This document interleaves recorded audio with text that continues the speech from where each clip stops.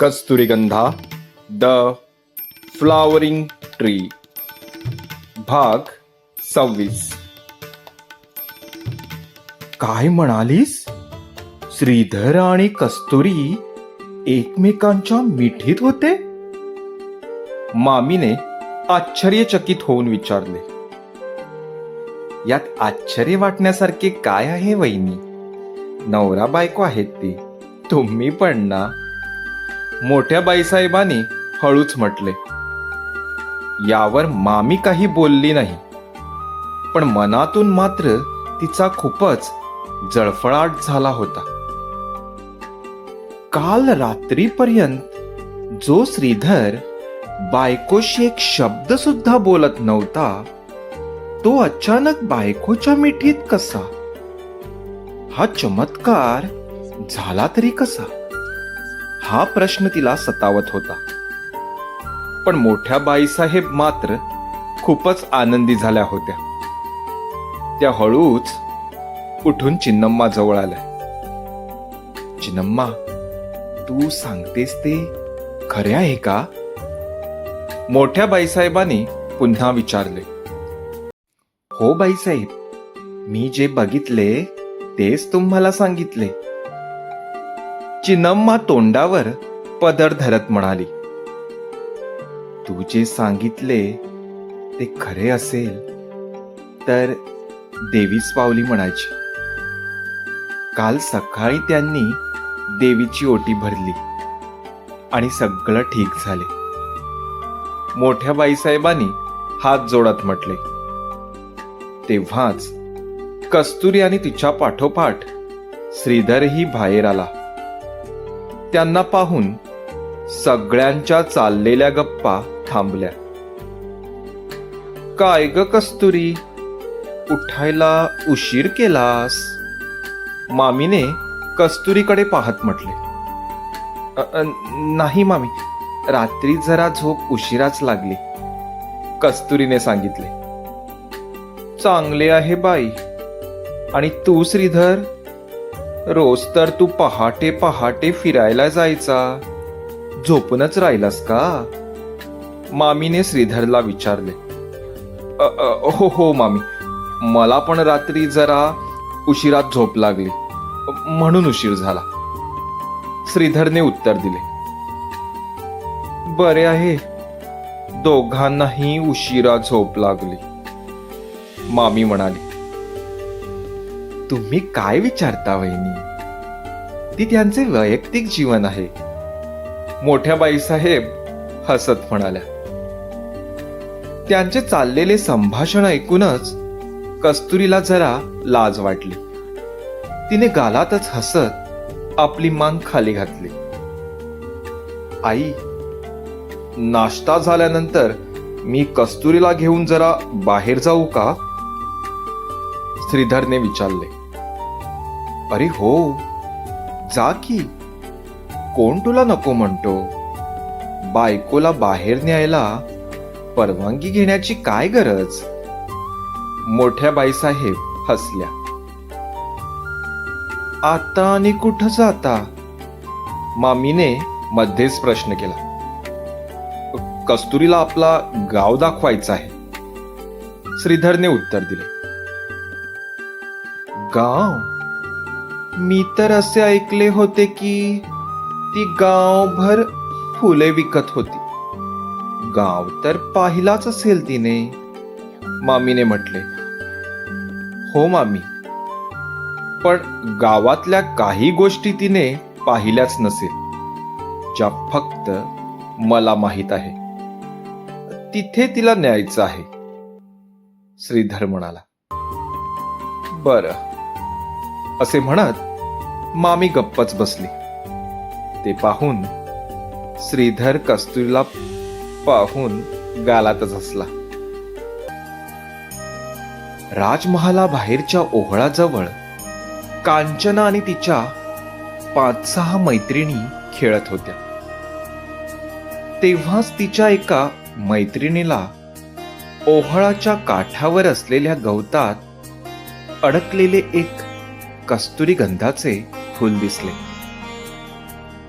तिने ते फूल हातात घेतले आणि त्या फुलाचा वास घेतला. आहा, काय सुगंध आहे बघा या फुलाचा. कांचनाच्या एका मैत्रिणीने सगळ्यांना फूल दाखवत म्हटले, दाखव दाखव बघू. असे म्हणत दुसरी एक मैत्रीण तिच्या जवळ आली. अरे हो, किती सुगंधित. दुसरी मैत्रीण म्हणाली, अग, हे फूल तर कस्तुरी गंधाचे आहे. कांचनाने माहिती दिली. काय, कस्तुरी गंधाचे फूल म्हणजे? तिसऱ्या मैत्रिणीने विचारले. अग, कस्तुरी गंधा म्हणजे एक जंगली फूल असते. ते फूल शेजारच्या गावाच्या डोंगरावर मिळते. कस्तुरी गंधाची फुले खूप महाग असतात. कांचनाने माहिती दिली. अत्यंत सुवासिक आहे हे फूल. पण इथे कसे आले असेल ग हे फूल? चौथीने प्रश्न केला. तोच प्रश्न तर मला पण पडला आहे. याचे झाड इथे कुठेच नाही. ते झाड कुठे आहे ते फक्त माझ्या वहिनीला माहित आहे. पण ती तर लग्न झाल्यापासून फुले आणायला गेलीच नाही. मग इथे हे फूल कोणी आणले असेल? कांचना विचार करत म्हणाली. आणखी कोणी काढले असेल ग? जंगलात तर कितीतरी लोक जातात. पाचवीने म्हटले. नाही, त्या झाडाची फुले तोडणे इतके सोपे नाही. त्या झाडाखाली सर्प असतात म्हणे. कांचनाने म्हटले. नक्कीच हे पाण्याच्या प्रवाहाबरोबर कुठून तरी वाहून आलेले दिसते. पहिली मैत्रीण म्हणाली. अगं, पण या बाजूचे पाणी तर आमच्या राजमहालातल्या तलावातून येते. मग कदाचित तुमच्या घरातल्याच एखाद्या व्यक्तीने तलावात हे फूल टाकले असेल आणि तिथून ते फूल वाहत वाहत इथे आले असेल. दुसरी मैत्रीण म्हणाली. याचा अर्थ राजमहालात कोणीतरी हे फूल आणले होते. मग मला कसे कळले नाही? मला याचा शोध घ्यावाच लागेल. कांचना म्हणाली.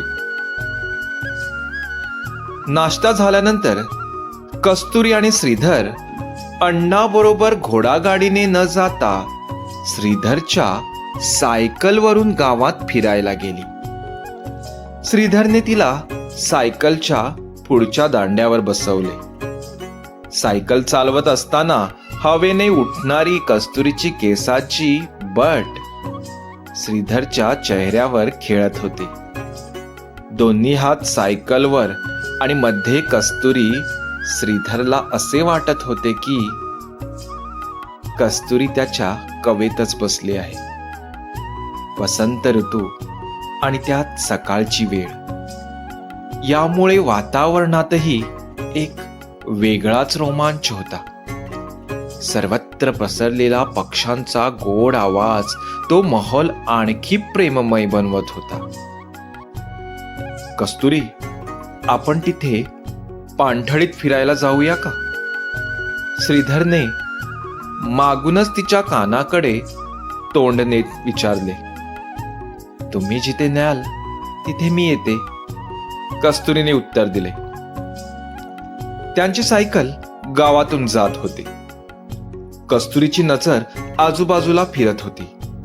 सुंदर गाव होता तो. गावातल्या प्रत्येक घरावर कौलारू छप्पर होती. अंगणात तुळशी वृंदावने होती. खरंच किती सुंदर गाव आहे तुमचा, कस्तुरीने म्हटले. तुमचा काय म्हणतेस? आपला म्हण.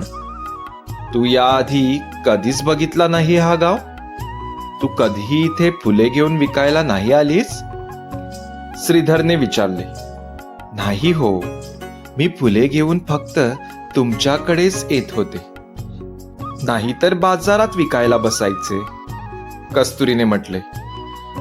कस्तुरी गावातील एक एक नजारा डोळ्यात टिपत होती. आज पहिल्यांदाच तिला या गावात येऊन बरे वाटले होते. तुम्ही मला गावातल्या काही खास जागा दाखवणार असे सांगत होता मामीला. कोणत्या त्या जागा? कस्तुरीने विचारले. नाही ग, मी उगाच म्हटले होते. मला तर फक्त तुझा सहवास अनुभवायचा होता. श्रीधर हसला.